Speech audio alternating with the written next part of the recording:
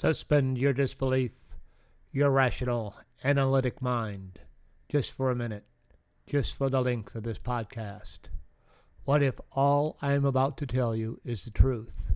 What if the information you will be provided is from a divine source? Just for this time, I am your Axis Mundi. Consider this podcast your channel, your second opinion. When I do a reading, something larger than myself is working through me. So ask what you wish. This is your channel, your doorway to the divine. Oh, welcome to John's Tarot. Welcome to the final episode 10 of the series of John's Tarot Soul Awakening series. As you've been following this work from the beginning, you may have noticed something subtle happening, not just in the material, but perhaps in yourself. Not dramatic changes, no sudden awakenings, no personality overhaul, but small shifts. You may find that you listen a little more carefully, that you're more present in conversations, that you pause before reacting, that you're a bit more consistent, a bit more accountable, not because someone is watching, but because something inside you has aligned. This is what this work actually does. It doesn't turn you into someone else. It doesn't elevate you above anyone. It doesn't make life easier in a magical way. What it does is quietly reorganize how you relate to authority. Earlier in life, most of us lived from an outer authority. Rules, roles, expectations, belief systems, approval or fear of disapproval. That's not wrong. It's necessary. It's how we learn to function. But there comes a point, often after loss, sobriety, crisis, or sustained inner work, which is what we've done here, where outer authority no longer carries the same weight, and something else begins to form, an inner authority. Not an ego authority, not I know better than everyone else, but a quieter, steadier orientation, a sense of responsibility that comes from alignment rather than pressure. You don't need to announce it. You don't need to defend it. You don't need to convince anyone. You simply live differently. This final episode is about that transition, not as achievement, not as destination, but as a way of being that emerges naturally when the work has been allowed to do its job. This is not the end of a journey, but it is the completion of this phase. Welcome to episode 10. This episode is about what remains when there's nothing left to prove. So I hope you enjoyed my little video I prepared for today, and we'll talk a little bit after the video. Okay, enjoy. Episode 10, Service, Living What Has Been Integrated. From John's Tarot Soul Awakening series. Throughout the series, we've explored the inner journey, the ego, the shadow, the persona, the inner opposite, synchronicity, death and rebirth, and embodiment. But individuation does not end in self-understanding. When the work is real, when it has been integrated, it naturally turns outward. This final episode is about service, not as obligation, sacrifice, or moral duty, but as a quiet expression of a life that has become more whole. What service is not? Service is often misunderstood. It is not rescuing others, fixing the world, preaching insight, being needed, spiritual performance, self-erasure. Jung warned that premature service often hides unresolved complexes. When service is driven by ego, it exhausts both the giver and the receiver. Service as a consequence of individuation. When individuation is genuine, service arises naturally, not because we should help, but because something in us no longer is fragmented. As inner conflict lessens, energy becomes available. As identity stabilizes, compassion becomes quieter and more reliable. This is not heroic service. It is appropriate presence. How service actually shows up. Real service often looks ordinary. It may appear as listening without needing to respond, holding boundaries calmly, showing up consistently, offering skill without attachment, speaking truth without aggression, stepping back when appropriate, refusing roles that distort integrity. Much of this service is invisible, and that is a sign it is healthy. Tarot and service. The tarot reflects service through archetypes that are grounded and relational. Key cards. The Hermit, service through presence and example. Temperance, holding balance for the sake of others. The Empress, care, nourishment, generativity. The World, participation without inflation. These cards do not demand attention. They simply do the work.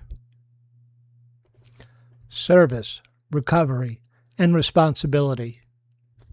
In recovery, service is often discussed carefully and for good reason. Healthy service follows stability. It respects limits. It does not replace personal responsibility. It does not bypass humility. When grounded, service becomes a way of staying aligned, not a way of proving worth. The Service Tarot Spread. As in every episode, I give you an example of a free tarot layout to examine a material we just talked about. This is a 5-card layout. It's not that complicated. On the top line, you'll have cards 2 and 4. On the bottom line, you'll have cards 1, 3, and 5. So card 1, what is stable within me? What is genuinely integrated and no longer reactive? This is your inner foundation. Card 2, to the upper right of card 1, the quality skills of presence that flow without strain. This is not what you should offer, it's what emerges organically. Card 3, back on the bottom line. Where service could become distorted through overgiving, rescuing, or ego. This card prevents burnout and inflation. Card 4, back on the top line. How life is quietly inviting you into contribution. This is not a dramatic calling, it's a subtle and practical one. Card 5, back on the bottom line. How to serve in a way that preserves your integrity, health, and balance. This anchors the spread in real-world stability. Why this layout works? Center first. Service flows from stability, not insecurity. It has an outward arc, inner work moving into the world. There's no outcome card. Service is ongoing, not goal-based. Boundary card is included, prevents martyrdom. A subtle asymmetry mirrors real life, imperfect and adaptive structures. This spread visually teaches as much as it reveals. How to read this spread? Slowly, practically, without spiritualizing, without hero narratives, with intention to fit rather than grandeur. If a card suggests something small or ordinary, trust it. When to use this spread? Best used after embodiment work, when seeking meaningful contribution, when feeling called to help but unsure how, when recalibrating purpose, during life transitions. This spread is not ideal for rescuing impulses, guilt-driven service, early recovery instability, or identity oversearching. This spread isn't about being needed. It's about letting what's already integrated flow outward in a grounded way. In closing, a quiet contemplation. Service is not the goal of individuation, it is the result. When the work has done its work on us, our presence alone begins to matter. This does not end the journey, it grounds it. Thank you for walking this path with me. where the work goes next, that unfolds in life itself. Thank you for joining me here on John's Tarot. It's been quite a journey that we've been on together. I hope I've made the journey a little easier for you, because this journey may happen to you several times in life. You can always refer back to this. It'll be up on the podcast, or it'll be on YouTube. Easy for you to find, easy for you to reference. Well, I hope you enjoyed the video. This is a little live example of how to perform the Service Awakenings Tarot spread. It's a 5-card spread. It's relatively easy. I hope you've enjoyed the podcast. I hope you've enjoyed the journey. Now, if you have participated in this journey from the beginning, there's definitely been some changes psychologically with you. And the work itself is remarkable. And I'll be going to do some podcasts on that in the coming weeks. I hope you'll enjoy. I'm going to be doing more podcasts only and slow down on my video work. I've also got a computer to build, a website to redesign, so I got a lot of things going on, and a vacation to go on. So good things are happening. Some remarkable things came out during the podcast itself, and I will explain those in the audio podcast, which we're going to do in the future. My ability to read tarot is a gift, an expression of divine love, and I'm here to share it with you in that same spirit. So in this tarot spread, I'll go ahead and I'll lay out the cards, and I'll go ahead and read them. My first card will be Cut the Deck. What is stable within me? What is genuinely integrated and no longer reactive? This is your inner foundation. What's it going to be for me? What is stable within me? I can read it just as we go. That's the Devil card. All my bad habits... I don't know if all my bad habits are stable, but certainly, I've had problems with addiction and alcoholism and have gone through the process of recovery. I've had things in me that have made me feel not less than and not equal to, low self-esteem. And that all those things are stabilized within me currently. I'm sober 36 years. I've spent the last 36 years doing esteemable acts. So those things have stabilized within me. Life of sobriety has stabilized within me. It's just something I do now. It's not something I have to work at so desperately. People with long-term sobriety are often referred to as swans. They appear to be swimming gracefully across placid waters. But if you could look underneath the water, you see those feet kicking like hell to keep that ass afloat. And that's kind of what happens after long-term sobriety. I'm a swan. I'm pretty stable. What I naturally offer. These quality skills are presence that flow without strain. What do I currently offer? Guidance. And this one is the Hermit. What do I offer? Guidance, an example. What does long-term sobriety look like? What does long-term transition, I don't want to say transition, but I've gone through a total transformation. What does long-term transformation look like? What does intense transformation look like? Looks like the Hermit. Somebody who's come a long way, who has climbed many mountains and overcome many obstacles. In his hand, he holds the lamp of wisdom and a staff of steadiness and a surety and experience. And he looks back and he wonders, how can I help the people who need to come this far, who need to make this journey? And he looks ahead on the journey he has to make ahead of him. But he's calm, he's stable. And that is what I naturally offer: calmness, stability, experience. Where boundaries are needed. Card 3. That is the 4 of, where boundaries are needed, the 4 of Cups. So, the 4 of Cups, where boundaries are needed. It shows a guy who's disappointed in life, a little, disappointed with the things that have come his way. Move it out this way so we can see it all better.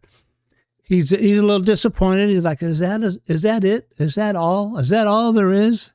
And the answer is no, that's not all there is. There's more coming. You see the cup behind him here. There's more coming. There's more to be explored. There's more to be learned. This journey of individuation is a revolving journey. It's an initiation, and it revolves, and it continues to change. And there's more coming with each revolution, with each turn of the wheel, like in the Wheel of Fortune. There's more to come, and just wait. Where boundaries are needed, don't be disappointed. I've gone through a bit of an initiation process myself of just doing the podcast. And be calm, wait, and see what the next thing is that life will present. And that's where my boundaries, where service come distorted over overgiving, rescuing, or ego. So for me, that's it. Just to wait. There's more coming. I don't have to rescue anybody. I don't have to go out there and charge into it anymore. Just wait. And then fourth card, how service is asked of me. How life is quietly inviting you to contribution. And this one is the 10 of Wands, which I don't know if I'm particularly happy about. As how service is asked of me, how life is quietly inviting you into contribution. That's the card of more work. That's how I'm looking towards retirement, but I think if work has to do more with spiritual work, works in regards to this work I've done and presented to you freely. I'm going to have more work coming my way, and that's all right. That's a good thing, and I'm happy about that. And then the fifth card is a sustainable expression, how to serve in a way that preserves integrity, health, and balance. There's anchors to spread in real world sustainability. I mean, what is this card going to be? Very interesting. The 8 of Cups. For me, that's talking about walking away from a material and more to a spiritual life. So I'm probably going to be moving away from my long-term career and moving more into a spiritual career, moving more into retirement. It's that time in my life, and that's okay. That's okay. I have everything I need. I have everything I want. And really the things I want and need in this part of my life are different. So I'm going to be walking away from that old part of my life and making a transition into a new part of my life. And I'm going to have to work out how to be of service. One of the ways I'm going to be of service in this new part of my life is through the work that I provided and through the podcast that's going to be ongoing and moving forward. So I'm going to go ahead and wrap this up for this week, this whole series. Goodbye, Professor Marvel, and thanks a lot. Well, it has been my pleasure. I hope you've enjoyed this journey. This is going to be on my website at johnstarot.net in more of an organized fashion. I'm going to reorganize the website because it is an important psychological journey and means for change in a human being's life, psychological change and a higher level of thinking. And this is what I've been able to contribute to the emerging collective consciousness. I hope you take advantage of it. It's going to be a map that's going to continue to exist. If something comes up for opportunity for, I don't know, if somebody wants me to do a book, I'd be happy to do a book, but I'd have to hear from a publisher first. If somebody wants me to do a retreat, I'd be happy to do a retreat. Just contact me and we'll work something out. So until next week, be careful, be cool, be cool, be kind, have strength, find faith, definitely have courage. And I will continue to communicate with you on John's Tarot. So enjoy the map I've laid out for you. Enjoy your journey ahead of you. And I'm going to continue to be with you on John's Tarot. All right. Be cool. Have a great week. All right. Bye-bye.